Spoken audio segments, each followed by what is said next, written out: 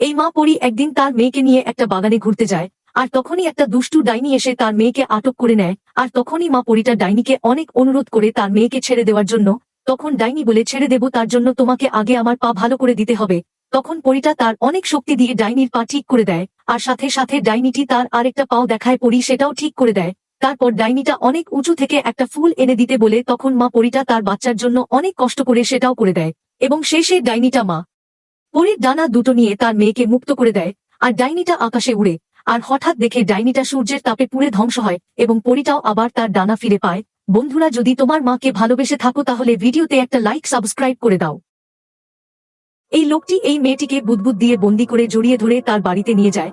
তখন মেয়েটি তার বিশাল বাড়ি দেখে অনেক খুশি হয়, এমনকি লোকটার কাঁধে মাথা রেখে ঘুমিয়ে পড়ে, যা দেখে লোকটি মেয়েটির প্রেমে পড়ে যায়। কিন্তু হঠাৎ মেয়েটির দুর্গন্ধ পাদের গন্ধে লোকটি সেখান থেকে চলে যায়।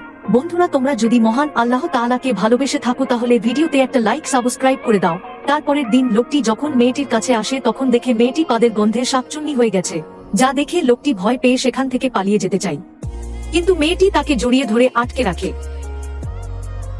এই মেয়েটির বগল খুবই গন্ধ, তারপরও মেয়েটি তার বয়ফ্রেন্ডের পানির ভিতর বগলের দুর্গন্ধ মিশিয়ে দেয়, যা খেয়ে লোকটি প্রায় বমি করে ফেলে এবং রাগ করে ওয়েটারের গায়ে পানিটা ফেলে দেয়, যা দেখে সেখানে হোটেলের মালিক এসে ওয়েটারকে অনেক বকাবকি করে। এদিকে এসব দেখে মেয়েটি অনেক ভয় পেয়ে যায় এবং তার আরেক বগল থেকে সব দুর্গন্ধ বের করে দেয়, আর সাথে মেয়েটির প্রেমিক দেখে সবাই সেখান থেকে পালিয়ে যায় শুধুমাত্র গন্ধের ঠেলায়। তারপর একা পেয়ে মেয়েটির প্রেমিক মেয়েটির কাছে যায় প্রপোজ করতে।